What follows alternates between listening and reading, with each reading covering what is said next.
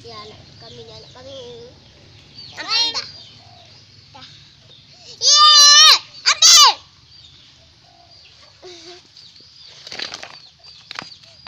Kakak. Mau kau ngajak usah boleh lagi. Ayo, saya naik sepeda. Tolong dah adik. Minjam sebentar. Kau mau? Kau beli. Ban ini. Dah ini cuma. Berarti 1.000. Ini anak aku. Apa ini? Sekarang mari nggak bisa mukul. Itu saya kasih dulu duitnya. Kakak, aku nggak kasih. Iya, 1.000 satu.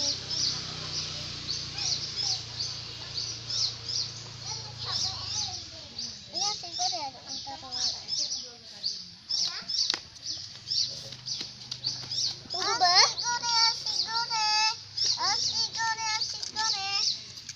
Beli nasi goreng anak kau, anak kakak. Nasi goreng. Kegelang si kaleng. Ya. Aikinku. Aikin. Hah? Aikin. Besar. Besar dia kan.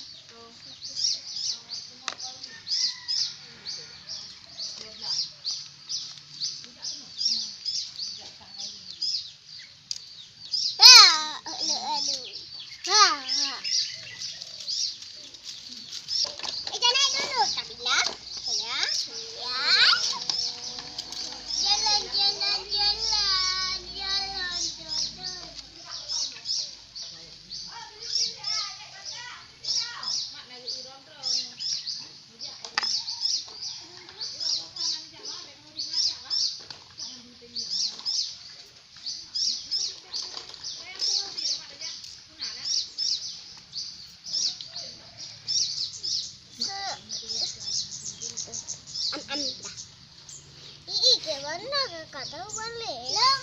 Belum. Nasi goreng nak? Beli nasi goreng ya. Ya, saya ambil uangnya. Siapa yang dia mana biar kakak? Di sini deh. Dah. Aduh, nasi gorengnya. Siap. Nasi goreng satu lagi ya. Ya, berapa? Yang 5.000 aja. 5.000. Pasak, nasi goreng dan ambil tanknya sudah 7.000.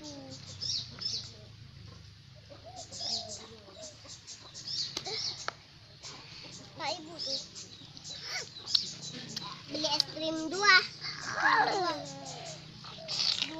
ya. Satu lagi 2.000 aja es krim ada. Nah, makan. Nah.